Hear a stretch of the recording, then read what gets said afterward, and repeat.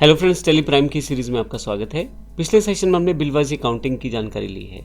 Bill wise accounting में किस प्रकार से हम न्यू रेफरेंस क्रिएट करते हैं, और पिछले सेशन में हमने देखा कि 3 बिल हमने 1/6, 1/7, 1/8 को 5,000, 8,000 और 11,000 का हमने बी सेट से प्राप्त किया है परचेज के, यानी कि परचेज किया है हमने 5,000 रुपये का पहला बिल, दूसरा 8,000 रुपये का और तीसरा 11,000 रुपये का।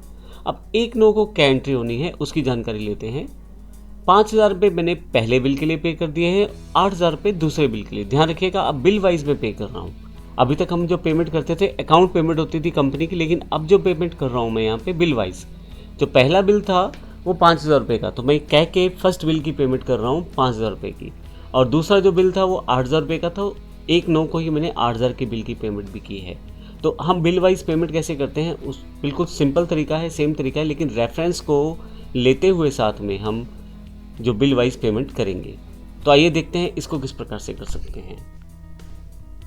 तो इससे पहले मैं आगे बढ़ूं, जिसमें आपको जैसे बिल वाइज पेमेंट्स करनी है उसकी एंट्री बताऊं, इससे पहले एक इंपॉर्टेंट बात और, यहाँ से आप किस पार्टी के कितने पैसे देने हैं और किस पार्टी से कितने पैसे लेने हैं इसकी रिपोर्ट आप डायरेक्टली निकाल सकते हैं। इसके लिए मैं ऑल्ट जी यानी कि गोटू पे आ जाता हूँ और यहाँ पे बिल टाइप करना शुरू करता हूँ। जैसे आप बिल टाइप करना शुरू करेंगे आपके पास कॉमन रिपोर्ट्स आ जाएंगी, जिसमें बिल्स रिसीवेबल और बिल्स पेबल्स की इन्फॉर्मेशन है। जिन पार्टी से हमने पैसा लेना है उसकी जानकारी आपको बिल्स रिसीवेबल में मिल जाएगी, और जिन पार्टीज़ को पैसा देना है उसके लिए बिल्स पेबल पे क्लिक कर दीजिए। तो मैं अभी रिसीवेबल पे क्लिक कर देता हूँ, तो मुझे यहाँ जानकारी मिलेगी कि यहाँ पे मुझे दिनेश एंड सन से 13,000 रुपये लेने हैं। तो ये टोटल पेंडिंग अमाउंट्स मुझे यहाँ दिखानी शुरू कर देगा।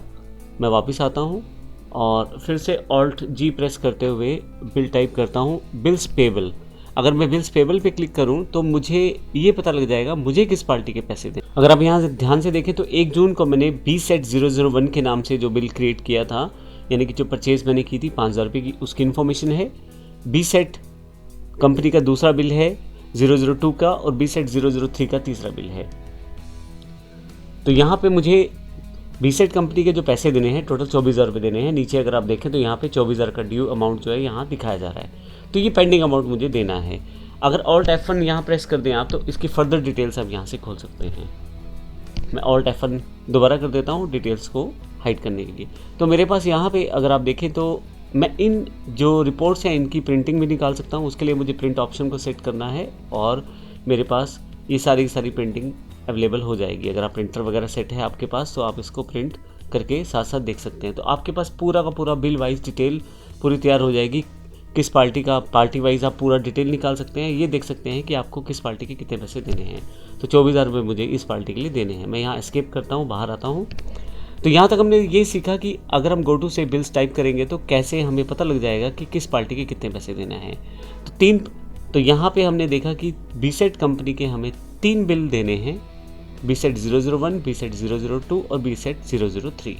अब पहला बिल 5,000 का है, दूसरा 8,000 का और तीसरा 11,000 का। अब आइए सीखते हैं पेमेंट कैसे करते हैं। तो B-Set पार्टी को हमें पे करना है। सबसे पहले हमें जो पेमेंट करना है वो 5,000 रुपये पहले बिल का है। तो वॉचर्स पे आ जाता हूँ। यहाँ से पेमेंट मेरे पास ऑलरेडी सिलेक्टेड है, मुझे पे करना है कैश। तो यहाँ से कैश अकाउंट सेलेक्ट कर लेता हूँ, और कौन सी पार्टी है, B-Set। तो B-Set को यहाँ सेलेक्ट कर लेता हूँ। 5,000 रुपये मुझे पे करना है। अभी तक बिल्कुल सिंपल है, पेमेंट वाउचर जैसे पहले करते थे, लेकिन जैसे आप एंटर करेंगे अमाउंट के साथ, अब आपके पास यहाँ देखें अगेंस्ट रेफरेंस ऑप्शन पहले से सिलेक्टेड है। अब इसका अर्थ ये हुआ कि टैली आपको ये बता रहा है कि अब आप किसी पार्टी का पेमेंट कर रहे हैं जिसका बिल ड्यू है पहले से। तो बिल वाइज डिटेल में आपके पास अगेंस्ट रेफरेंस, यानी कि आप किस रेफरेंस के लिए पे कर रहे हैं वो आप जानकारी यहाँ दे सकते हैं।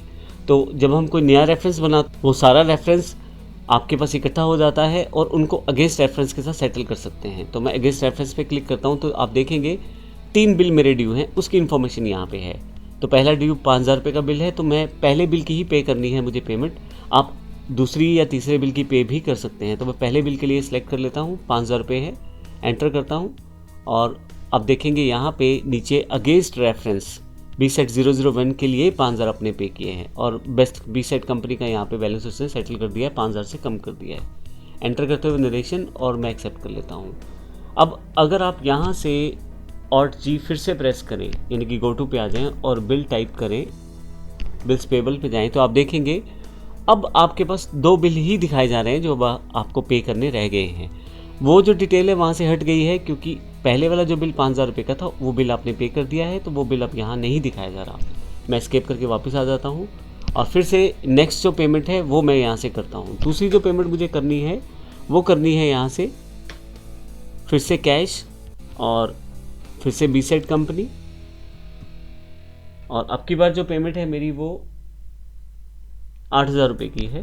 फिर से मेरे पास अगेंस्ट रेफरेंस की जानकारी पूछी जा रही है कि किस बिल के अगेंस्ट मुझे ये पेमेंट करनी है। अगेंस्ट रेफरेंस पे मैं यहाँ से दूसरा बिल चुन लेता हूँ, 8,000 रुपये ही मुझे देने हैं। मैं एंटर करता हूँ। आप देखेंगे बेसिक इन्फॉर्मेशन वैसी ही है और नरेशन और एक्सेप्ट कर लेता हूँ।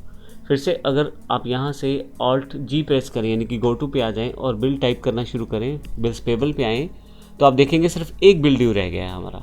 तो इस तरह से हम बिल वाइज मैनेज करते हैं जब अपनी अकाउंटिंग को, तो हमारे लिए आसान हो जाता है ये देखना कि किस बिल के कितने पैसे हमें देने या लेने हैं।